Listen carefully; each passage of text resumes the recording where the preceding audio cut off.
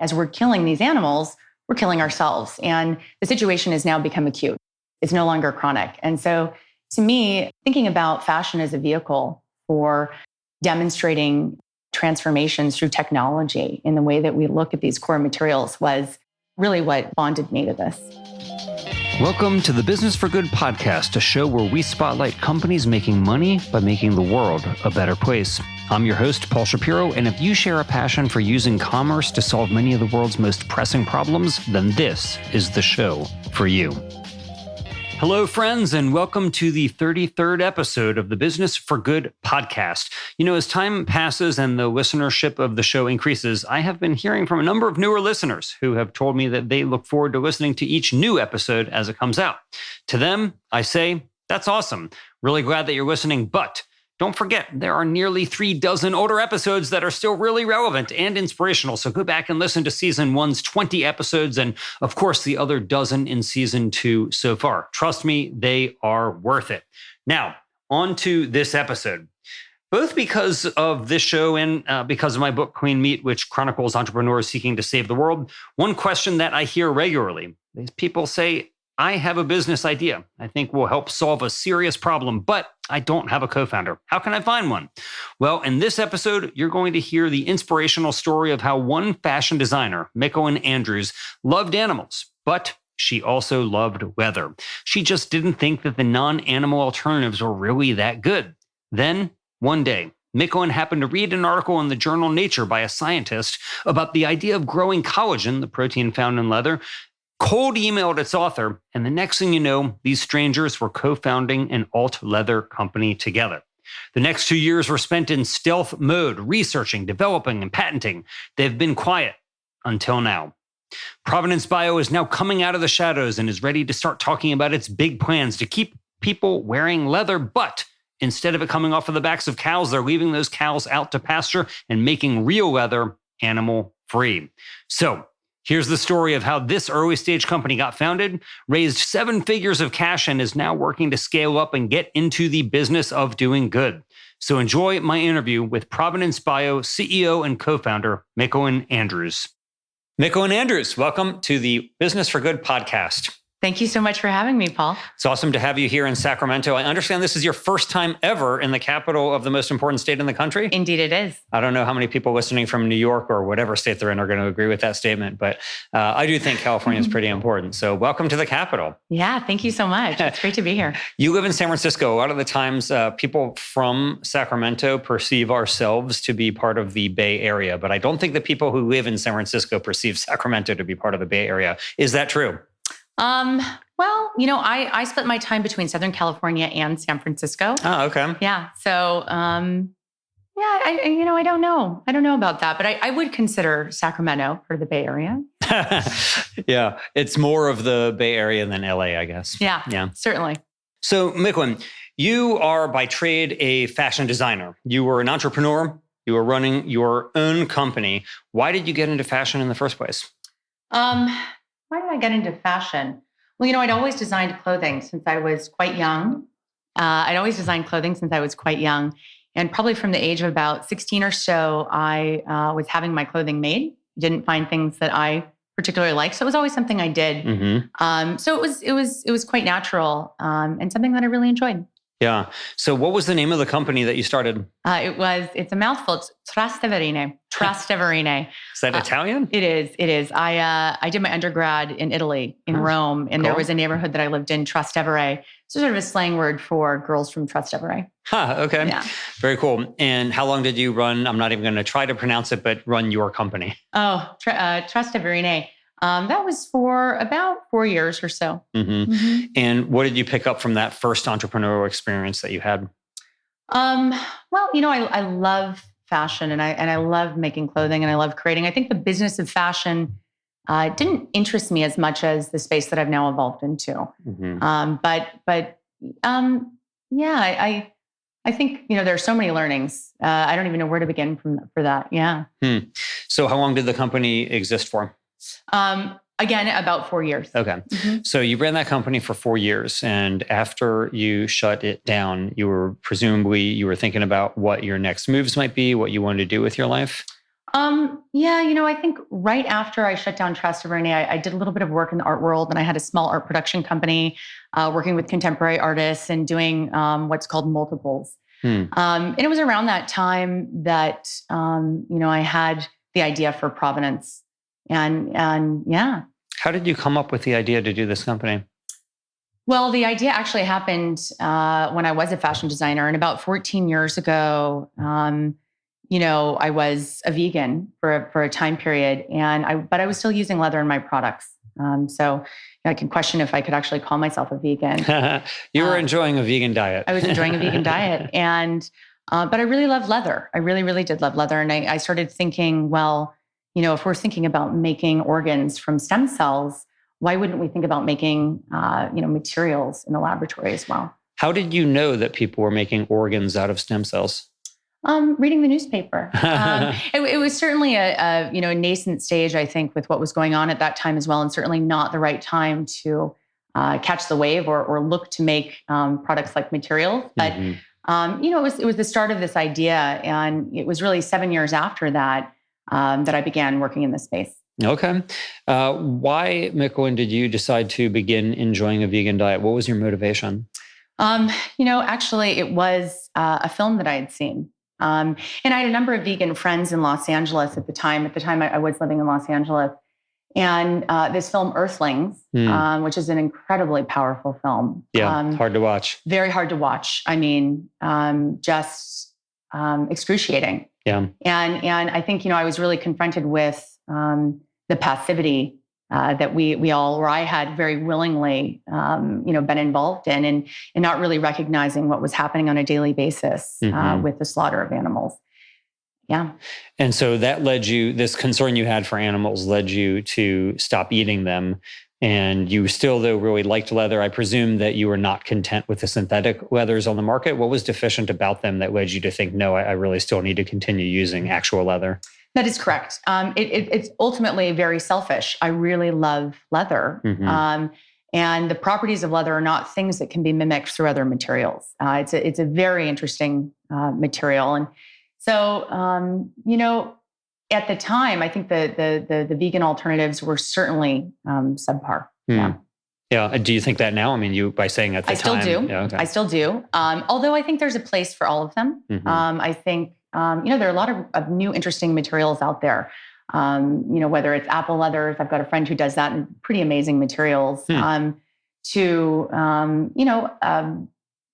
Pina tex using pineapple. There's a lot of really interesting stuff out there. Yeah. So is your view of these things, like making so-called leather out of fruit, like pineapple or apples, that they're cool materials, or that they actually are comparable to a cow's leather? They're not comparable to a cow's leather, is what I would say. Yeah. And so, leather in and of itself, it's interesting because the way that leather moves, the way that you can build with leather, it's really quite unique. Yeah. So if it has these uniquely positive characteristics, obviously there's a reason why you're concerned about it, presumably with regard to the treatment of animals. But what is it that you think is the problem with leather? Like, why do you need to create an alternative in the first place?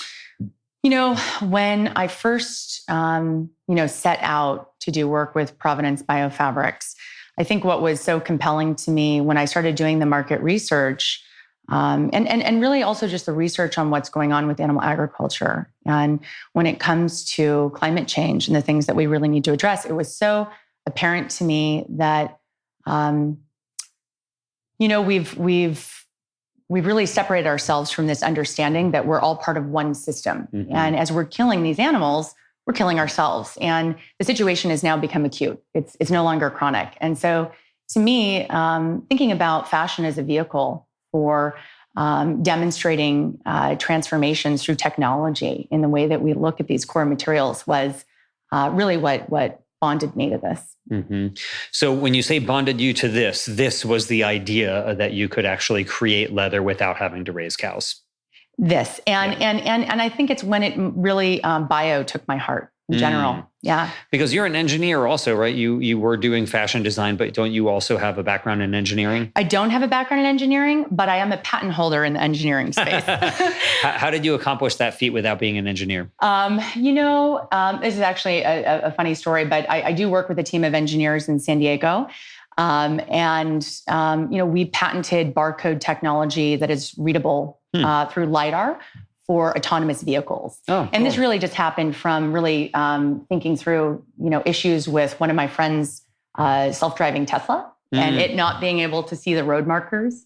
They, of course, use cameras. But so we conceived of this, and then we brought in a team of engineers and patented it and got the patent. So cool. Yeah. What happened? Did somebody buy the patent? Did Cruise or Waymo or Tesla purchase this from you? No. No. So we're actually exploring piloting with different departments of transportation right now. But it's really a side thing. It's something I spend maybe 5% of my time on. All right. Well, let's get to the 95% then, Michalyn. So 2016 rolls around. You're thinking about your second entrepreneurial act here, and you're thinking leather. Tell me what was going through your head at that time. So at the time, I guess right before 2016, I started exploration more in the stem cell space, thinking, we're going to make skin and then figure out how to tan it.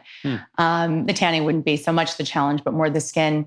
But it really wasn't until I saw the work of my now co-founders of Gartner, out of the Gartner Laboratory at UCSF. And I had read an article of his, which was in Nature. And he was just doing this amazing work with these principles of self-assembly and tissue engineering. And so I sought him out. And you just cold called him up. I did. You read an article in Nature. So do you read Nature normally?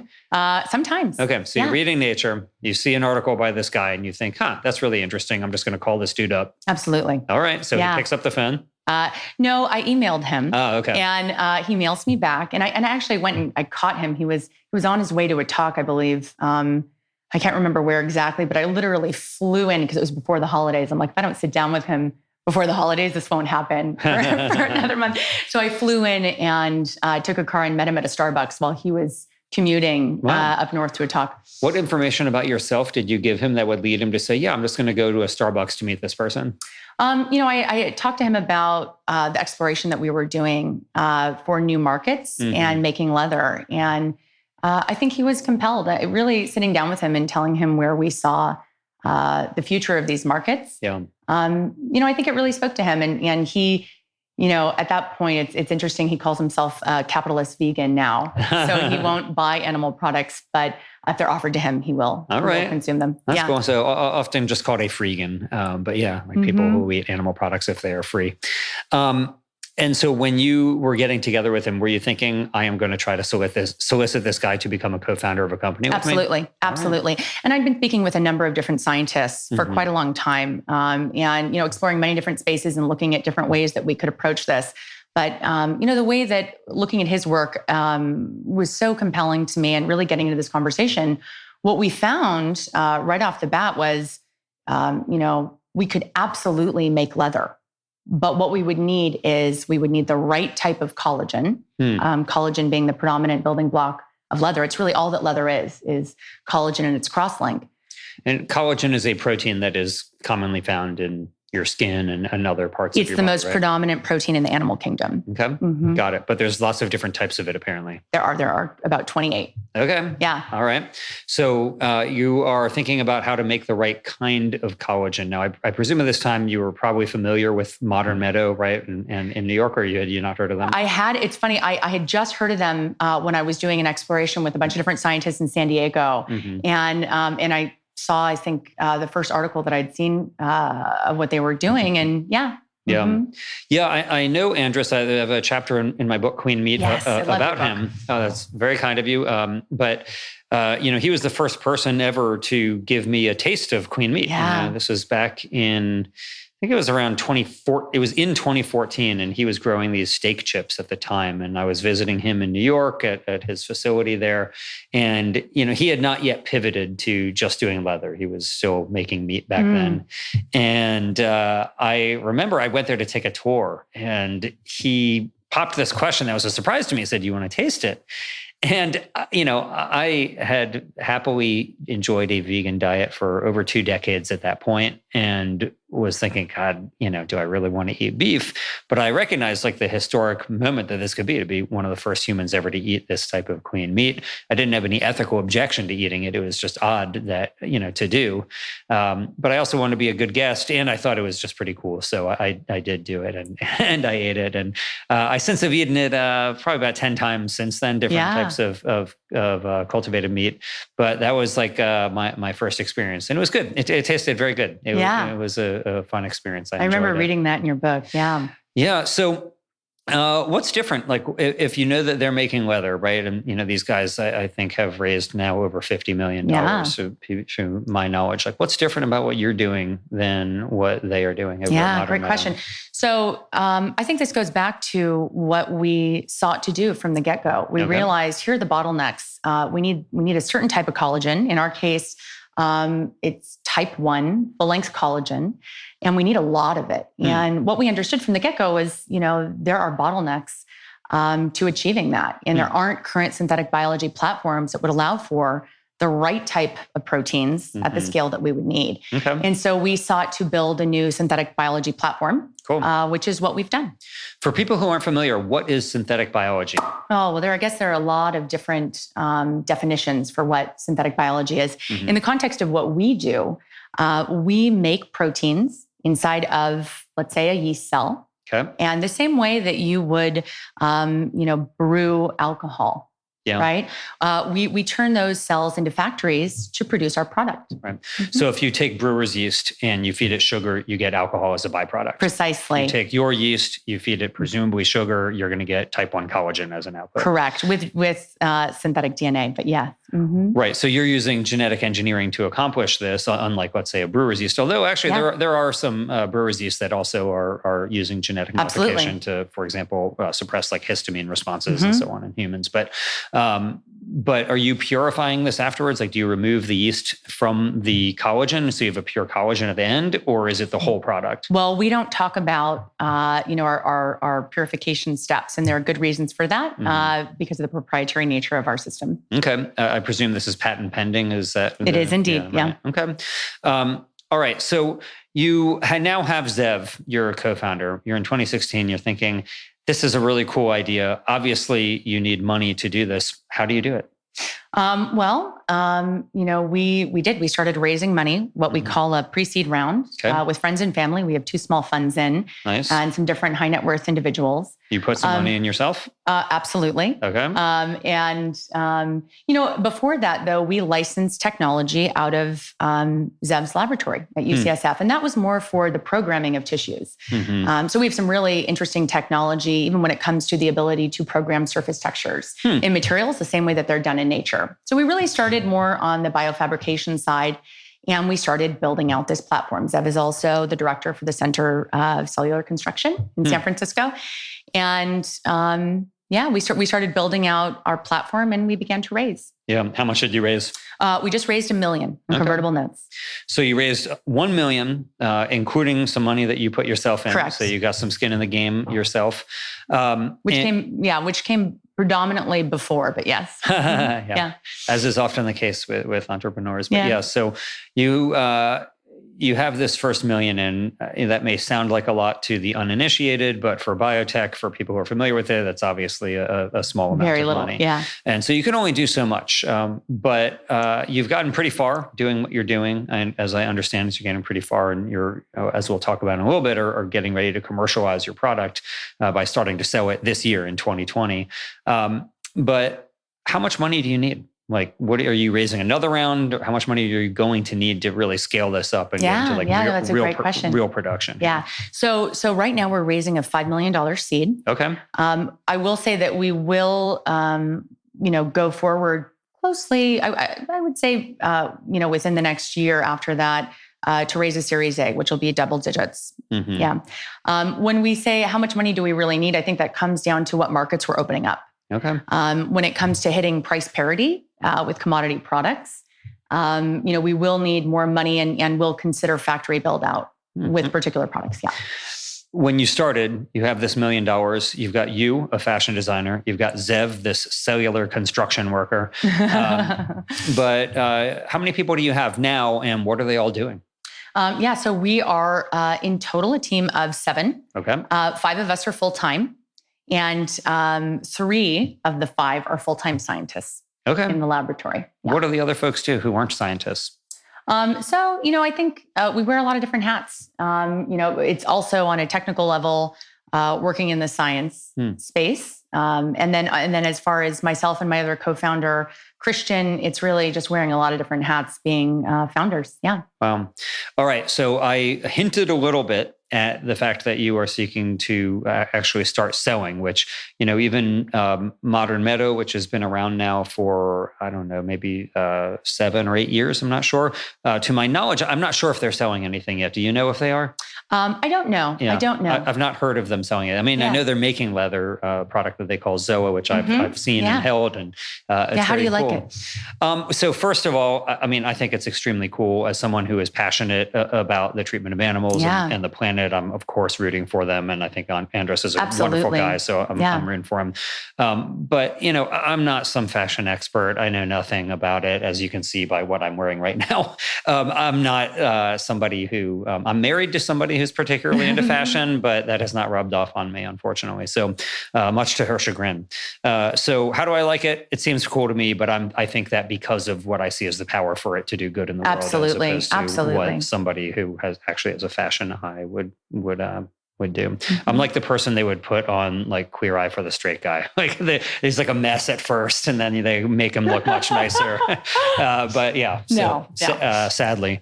But anyway, I mean, to my knowledge, they're not selling yet. And you now are, only a couple years in, and you're looking to actually start selling. What is it that you want to start selling? Yeah, I think that should be qualified because we haven't gone into biofabrication. Like you said, we're a small team.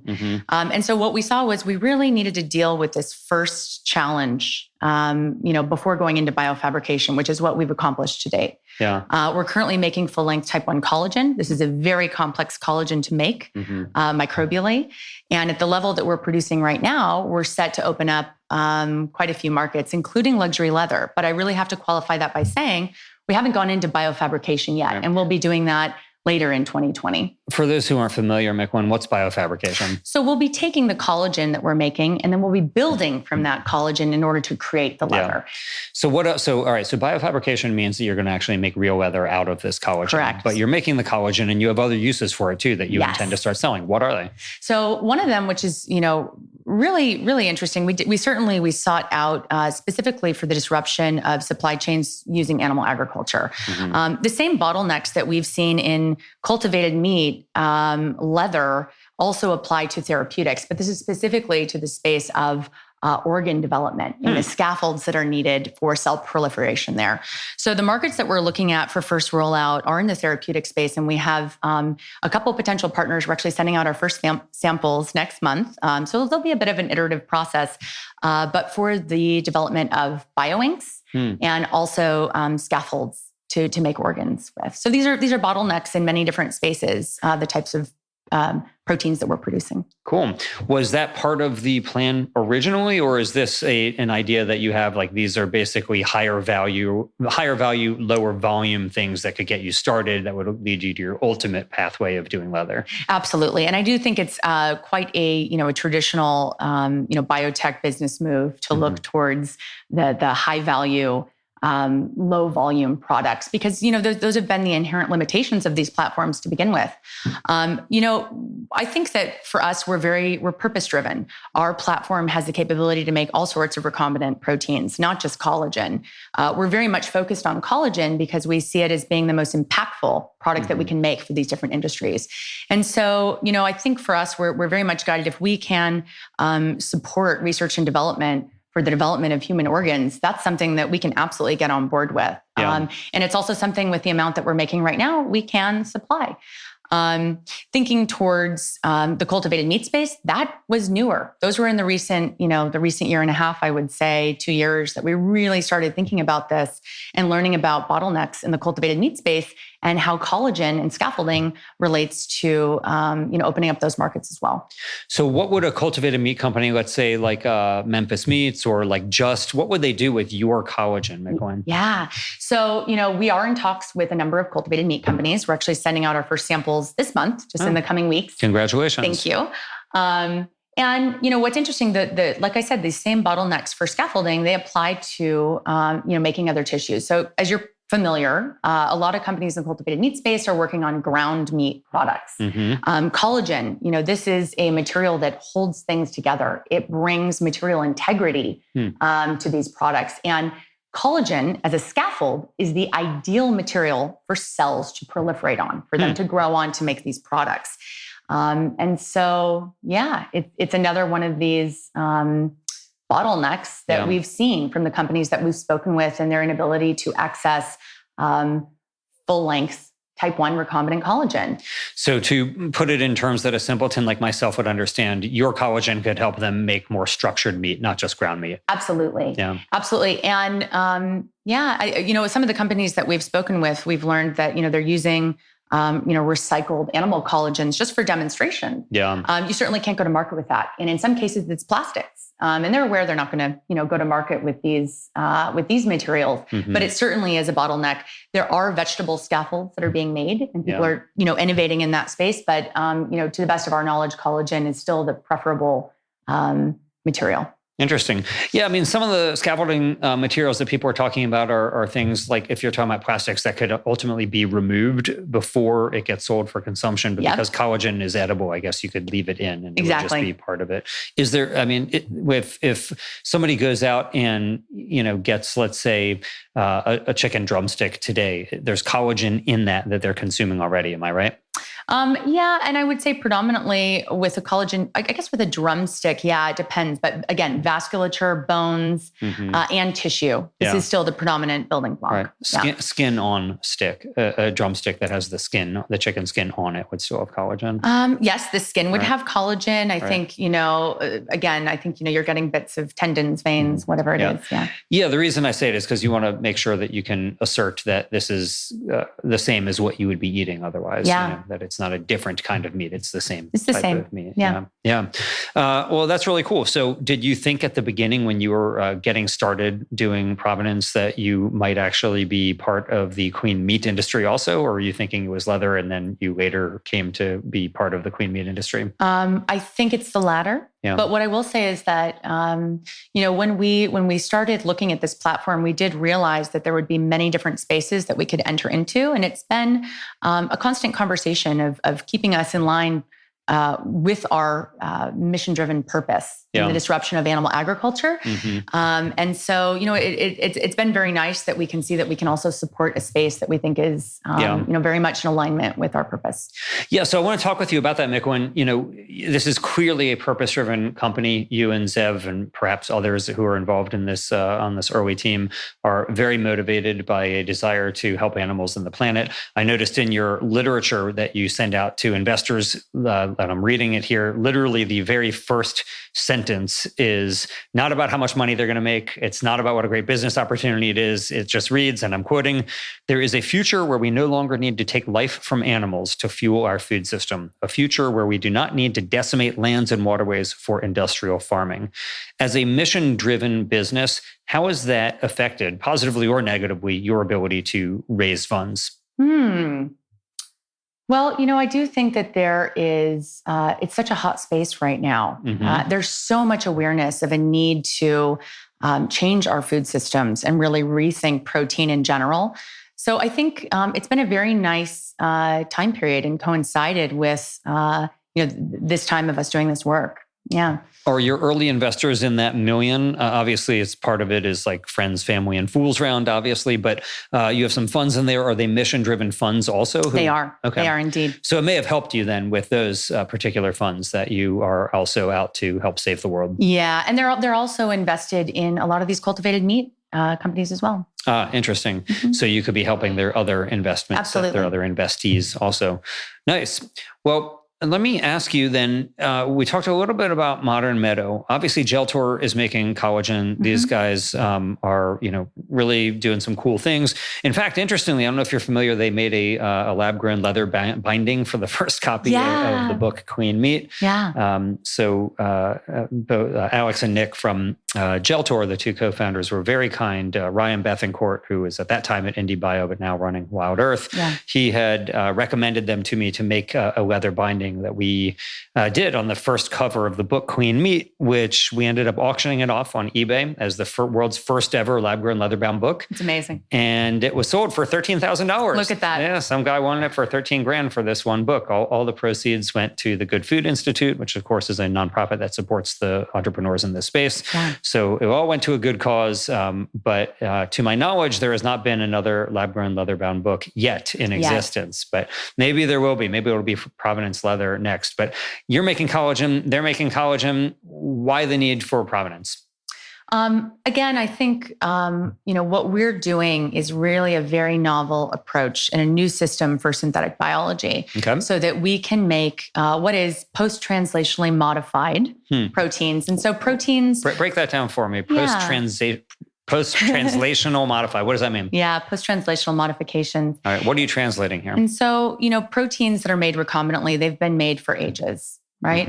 But really, when it comes to functional proteins, you need proteins to fold in a certain way, and they need to be decorated in a certain way. These are these PTMs.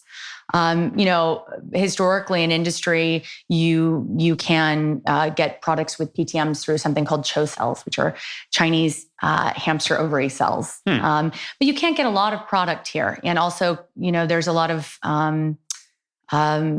it's difficult to target your bioproduct production and to be able to really design these modifications to your specifications and to get a lot of it. And that's what we designed our platform to do. Nice. Well, you're racing along. If you really do commercialize some products in 2020, obviously there's something to what you're doing, that you're able to bring products to market in a very rapid fashion. Of course, a lot of these biotech startups take years before they start commercializing. Even in the cultivated meat space, you have companies that have been around for 4 years or so now that don't even intend to really sell much at all in the coming year or two. So when that happens, I will be taking my hat off to you, Michalyn, and for doing something in such rapid form. Let me ask you then, you now are a 2-time entrepreneur. You're doing this really cool biotech company that, if you succeed, really could have a major impact on the world. If there are other people who are looking at what you're doing, like, wow, she raised $1 million.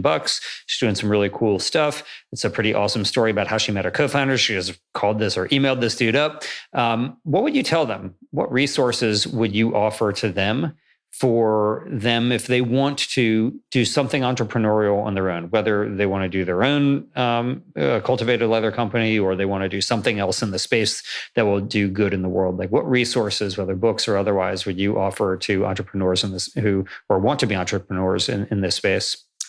Yeah. There's one book which I've read recently, really two, I suppose, but it's Blue Ocean Strategy and Blue Ocean Shift. You might be familiar. I am. Yeah. So they're great. The premise of this is really, thinking outside of what would be bloody waters. And that's a space of competition and looking at markets from a space of competition. I think, for Provenance, we're really an interdisciplinary team coming from so many different spaces, and we think of problems in a very different way.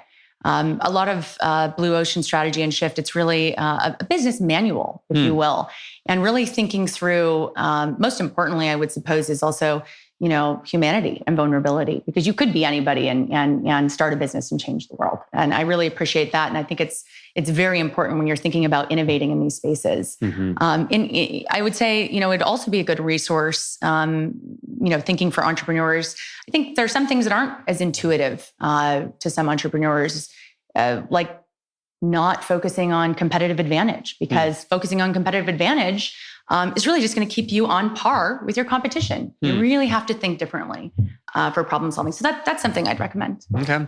What's been the hardest part of doing this for you so far? Oh gosh, it's all been a challenge, Paul. That's the honest truth. And the answer, it really only depends on what we focus on. I'm not really a fan of following the path of least resistance, though. I really think you have to go towards those pain points and you have to go towards them first to make transformation. There is a saying that I saw recently, which made me literally LOL, which was that starting your own company will make you sleep like a baby because you're going to wake up every 2 hours and cry. And I thought that was pretty apropos, especially as somebody who started my own company about 1.5 years ago as well. It's definitely, it's like the head with the crown is the heaviest. The people who start these things out have a lot on their shoulders. And so it takes a lot. So, I respect that you are willing to take that dive in to help make the world a better place if you end up succeeding with Provenance. So finally, Michalyn, let me just ask you, there's lots of people out there who want to make a difference. Sometimes they don't know what it is that they want to do. You have a very clear idea of what you want to do right now. But if you weren't doing this, what are some other ideas for companies that you would suggest for other would-be entrepreneurs that they could start to make the world a better place? What are some good ideas that you would suggest to them to say, hey, here's one that I think that you ought to try out? Looking through the lens of making the world a better place. Personally, I think everybody does have to start from their passion points because, like you said, it's a hard, long journey. And if you can't have a touchstone of a space where you're really fueled by what you do, I think that's first and foremost. For myself, something else that I'm very passionate about is education. And I do think that, the future of our world, obviously, it starts with children. And so I do think that there's a lot of opportunity in thinking through, our education system and more thinking towards project-based learning and personalized education platforms is something that I'd be interested in. How you monetize that, that's a different question. But yeah. Okay. Very good. Well, I am grateful to you for what you're doing, Michalyn, and it's nice to see a company that has been in stealth mode come out and announce that you are raising and that you've come a far way from when you began. So congratulations. Thank you so much, Paul. It's really great to have you here, and I will look forward to seeing Provenance continue to grow. And I can't wait to get some of your leather shoes when they come out. Thanks, Paul. Thanks for listening. We hope you found use in this episode. If so, don't keep it to yourself. Please leave us a 5-star rating on iTunes or wherever you get your podcasts. And as always, we hope you will be in the business of doing good.